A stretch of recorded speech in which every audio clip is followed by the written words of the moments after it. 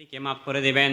আল্লাহ রাব্বুল আলামিন বলেন, ইল্লা মান তাবা ওয়া আমানা ওয়া আমিলা আমালান সালিহা উলাইকা ইউবাদদিলুল্লাহু সাইয়্যাতিহিম হাসানাত।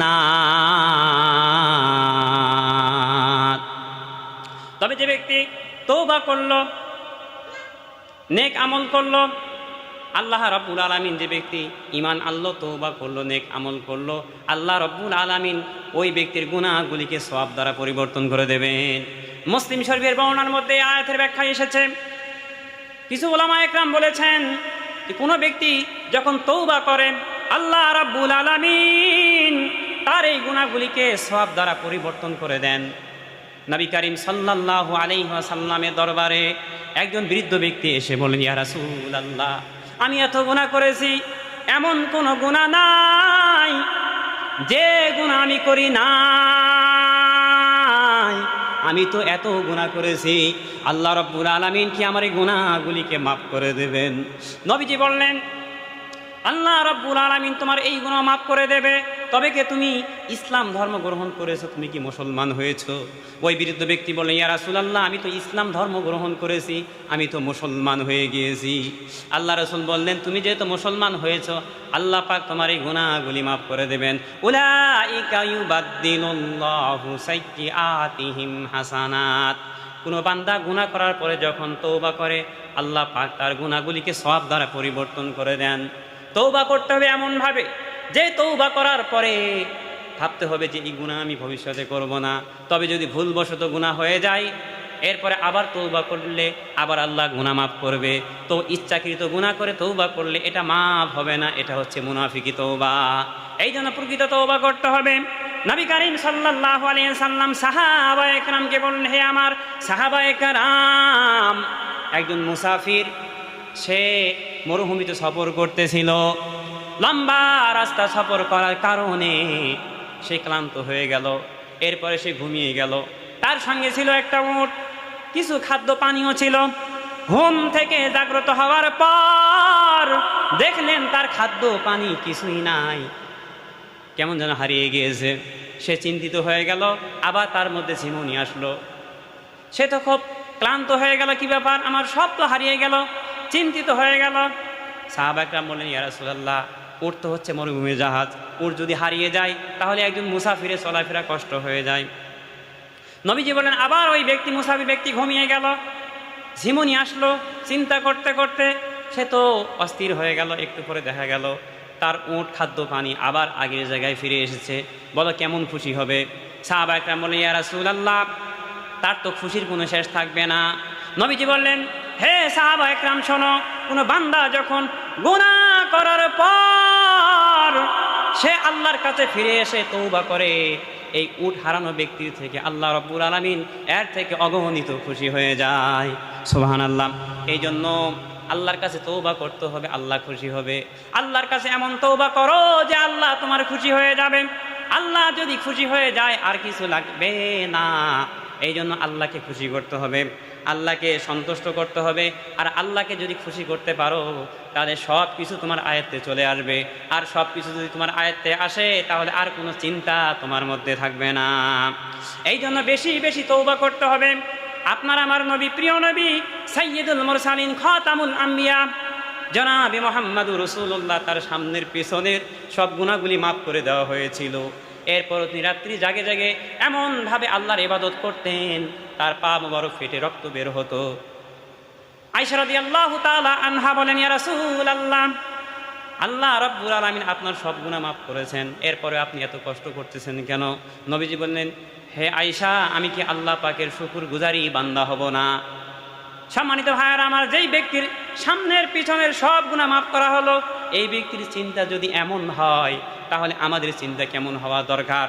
সুতরাং নবীজির এই হাদিসের ভাষাগুলো যদি আমরা আমাদের সামনে আসে, কেউ যদি ভালো করে পর্যবেক্ষণ করে তাহলে সে বুঝতে পারবে যে নবীজির সমস্ত গুনাহ মাফ করার পরেও কত কষ্ট করেছেন।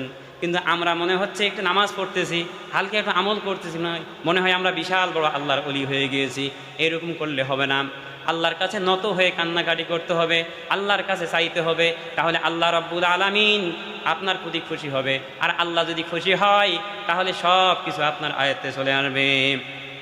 আল্লাহ রাব্বুল আলামিন বলেন, ওয়া ইন্নী লাগাফফারুল লিমান তাবা ওয়া আমানা ওয়া আমিলা সালিহান সুম্মা ইহতাদা।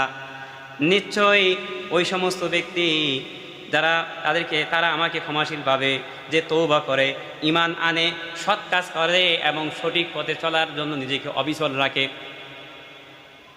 যারা তওবা করবে, ঈমান আনবে এবং সঠিক পথে চলবে, নিজেকে সঠিক পথে অবিচল রাখবে, তাদের তওবা আল্লাহ গ্রহণ করবে এবং তারা প্রকৃত তওবার যে মূল মাকসাদ সেটা সে অর্জন করতে পেরেছে, আল্লাহর কাছে সে গ্রহণযোগ্য হবে।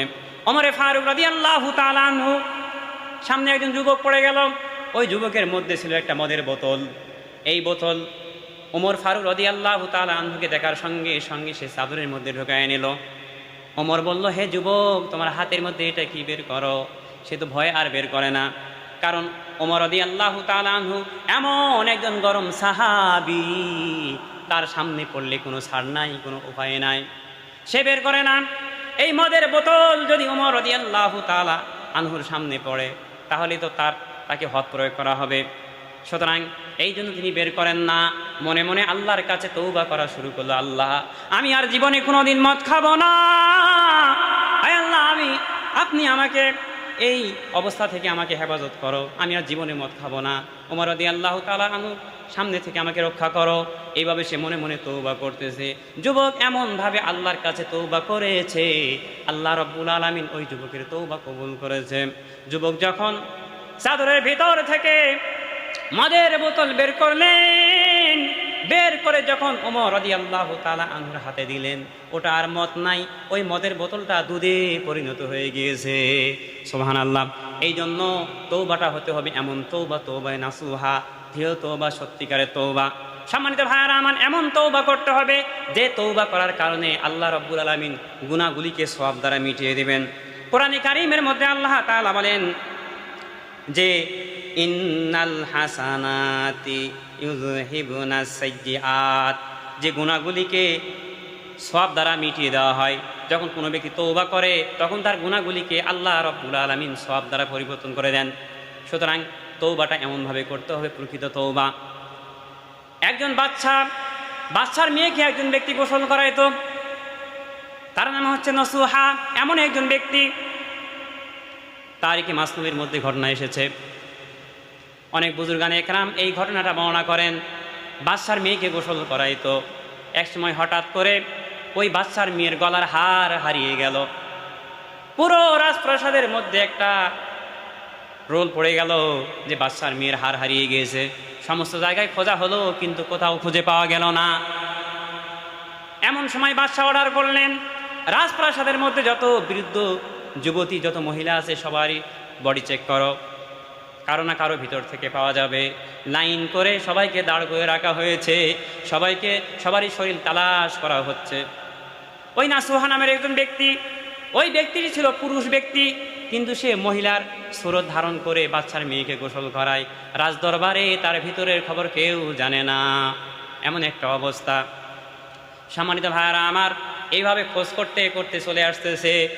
একসময় নাসুহা নামের ব্যক্তির কাছাকাছি চলে এসেছে যে মহিলার সুরতে আছে, কিন্তু মূলত সে পুরুষ। সে বাচ্চার মেয়েকে গোসল করায়, কিন্তু এটা সে গোপন রেখেই কাজ করে।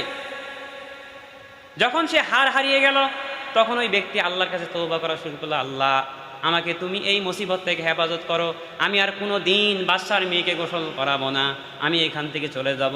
এমনভাবে তওবা করা শুরু করেছে। নাসুহা নামের ওই ব্যক্তির কাছাকাছি আসতে আসতে এমন সময় রাজপ্রাসাদের মধ্যে ওই রাজার মেয়ের হার পাওয়া গেল। আল্লাহ রাব্বুল আলামিন তাকে ওই মুসিবত থেকে হেফাজত করলেন। এই মুসিবত থেকে যে হেফাজত সে হয়ে গেল, এর কারণ কি জানো? এর কারণ হলো একমাত্র এটাই কারণ যে সে এমনভাবে আল্লাহর কাছে তওবা করেছে, ক্ষমা চেয়েছে। আল্লাহ রাব্বুল আলামিন তার ওই তৌবাটা কবুল করে নিয়েছেন। সত্যিকারের তৌবা, প্রকৃত তৌবা। এমন তৌবা যদি কোনো ব্যক্তি করে, আল্লাহ রাব্বুল আলামিন তার গুনাহগুলি মাফ করে দেবেন এবং গুনাহগুলিকে সওয়াব দ্বারা পরিবর্তন করে দেবেন। এই জন্য আমাদেরকে ওই রকম তৌবা করতে হবে, প্রকৃত তৌবা করতে হবে। হযরতে মূসা আলাইহিস সালাম এর দরবারে বনি ইসরাইল এসে বললেন, হে আল্লাহর পয়গম্বর মূসা, বৃষ্টি হচ্ছে না, বৃষ্টি না হওয়ার কারণে আমাদের কষ্ট হচ্ছে, আমাদের পশু পাখিগুলোর কষ্ট হচ্ছে। আপনি একটু আল্লাহর কাছে দোয়া করেন যেন আল্লাহ রাব্বুল আলামিন বৃষ্টি দেন। এইভাবে যখন মূসা আলাইহিস সালামকে বনি ইসরাইলের মানুষেরা যখন বললেন, তখন তিনি তাদেরকে নিয়ে মাঠে গেলেন। যাওয়ার পরে আল্লাহর কাছে তওবা করতেছেন, হে আল্লাহ বৃষ্টি দাও, বৃষ্টির কারণে, বৃষ্টি না হওয়ার কারণে আমাদের কষ্ট হচ্ছে। এভাবে মূসা আলাইহিস সালাম আল্লাহর কাছে হাত তুলে দোয়া করতেছেন। এমন সময় আল্লাহ পাক বললেন, হে মূসা,